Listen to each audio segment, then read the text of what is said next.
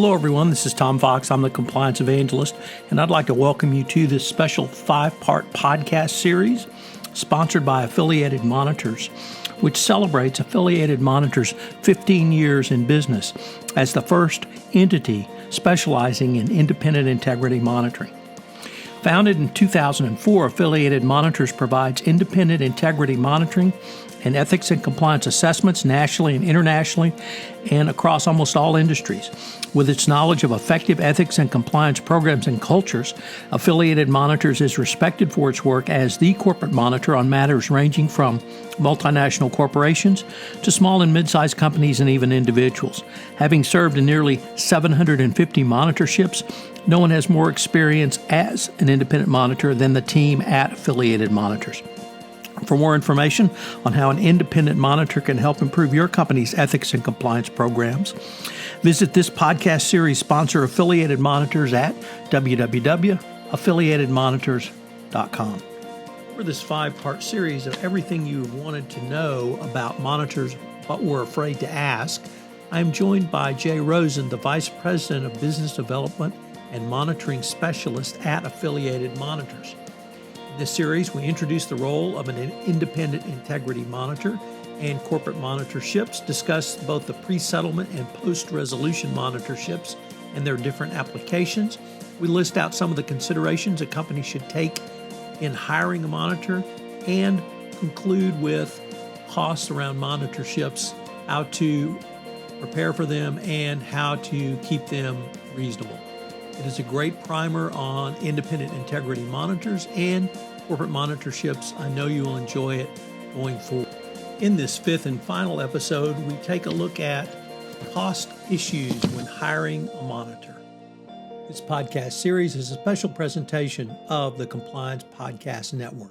Hello, everyone. This is Tom Fox, and this is our 5th and final episode of our 5-part exploration of everything you always wanted to know about monitors but were afraid to ask. I've been joined in this exploration by Jay Rosen, Mr. Monitors, and VP of Business Development and Monitoring Specialist at Affiliated Monitors. Jay, welcome back. Tom, it's been a fun week, and I'm looking forward to, as Cuba Gooding Jr. said to Jerry Maguire, show me the money. Jay, that brings up today's topic, and I think this is one that really scares, frankly, a lot of people. They've heard a lot of information. It may be misinformation, but it's definitely out in the ethosphere, and that's around the cost of monitorship. So I was wondering if you could start off by giving us some of your general thoughts about the scope of the monitorship, or at least a way for people to think through this cost issue. Yeah, I think it's a great question, Tom. As we know, in any post-resolution monitorship, the monitor is most likely coming in at the end of a very long process, maybe even multiple years. And if this was an FCPA enforcement action, like I said, it could have a years-long process with a lengthy investigation coupled with extensive remediation and then a negotiation with the government. So there is yet an approach that a company can use to help in this final leg of the process to make it more palatable. And the first thing we want to talk about is the scope of the monitorship. And the process can be broken down into 3 key areas. The first, which is scope. And the monitor must understand the settlement documents so that they can fully appreciate the scope of the monitor's remit and what the government expects from the monitor. Some resolutions have a very narrow focus with a finite number of records or other documents to review. But with such information, the company can work to scope out a range of what costs may be. Conversely, the settlement documents can be literally wide open, which obviously would have a dramatic impact on potential costs and even estimates. The next factor I'd like to look at is the frequency of engagement. This frequency, I don't actually mean how often the monitors are engaged, but more taking a look at when they are coming and how often. Is the monitor officed in the corporation? Are they there daily? Are they there weekly? Are they there quarterly? The frequency of monitoring will have a significant impact on your overall monitorship costs. Next factor would be duration, and this is tied to the question of frequency in terms of the length of the monitorship. Will it be a year? Will it be 2, 3 years, 5 years?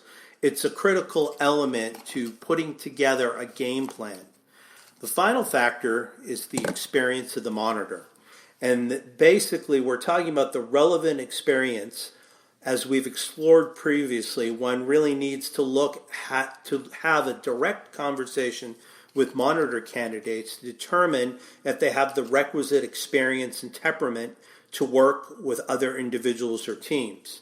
And the key question here is, does the monitor understand their role as prescribed by the 4 corners of the settlement documents, or are they going to reinvent the wheel for each new part of the monitorship? Jay, in terms of the work plan, would you suggest that the work plan really tie directly into whatever the resolution documents are, whether it be a deferred prosecution agreement or something along those lines, a consent decree, or whatever the regulator has worked out with the individual or company, and really have that as a discussion between all of the stakeholders going forward?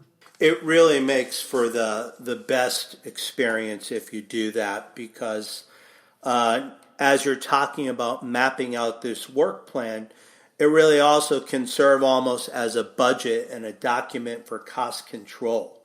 And this gives the monitor, the company, and the government a unified set of expectations for the tasks that must be accomplished.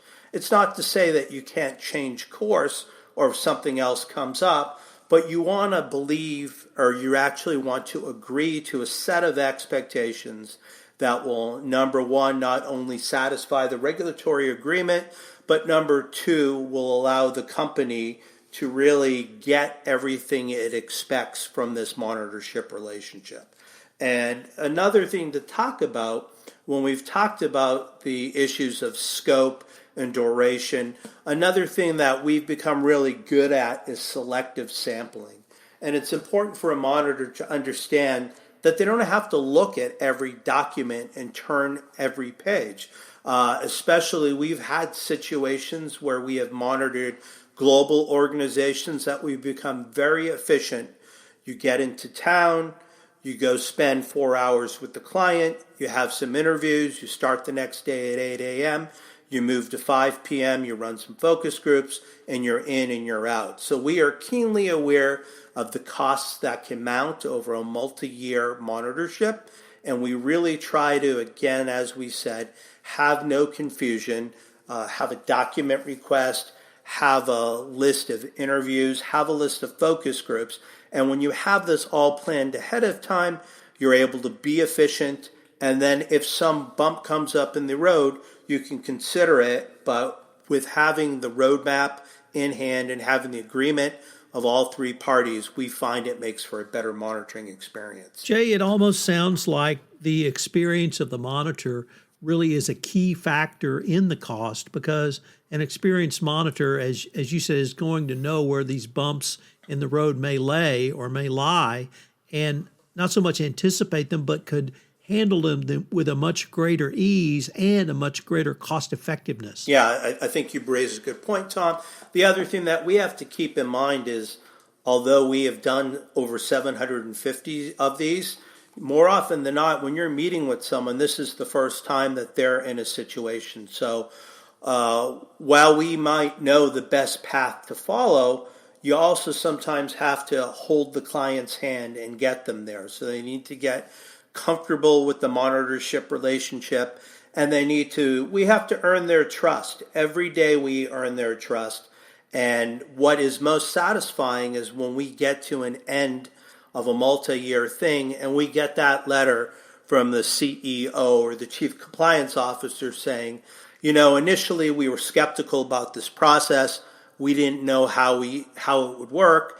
And after being a client of Affiliated Monitors for the past 3 to 4 years, we really feel that we are a better company.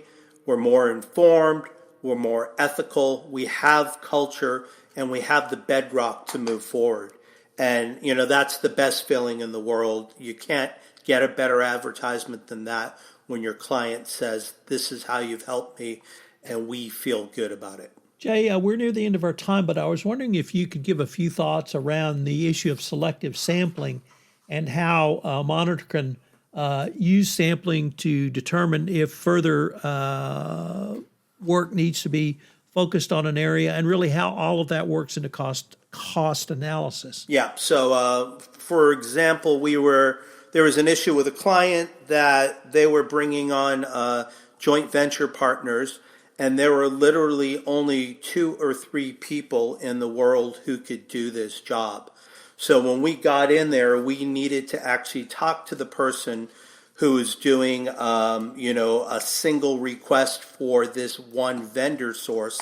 And when we looked in, we had to say, well, where are the other CVs? Where are the other interviews with people who could do the job? Where is the pricing quote? And initially, you might not see that answer, but in discussion with the person, we learned that there were only a limited number of people who could do that job. So instead of really wasting our time running a lot of analysis and looking for, the proper documentation, by having a very quick conversation, we're able to kind of sew this up, and then moving forward, we could come up with a plan, not a plan, but really an answer. So that really kind of took away some of the avenues where we were exploring for where the issues were. And by, again, having that conversation and sampling very quickly, we were able to get the answer and move on. So I think that, again, comes with our familiarity with going in, with looking at businesses. We often talk about this week in the FCPA that most of the issues come from third parties.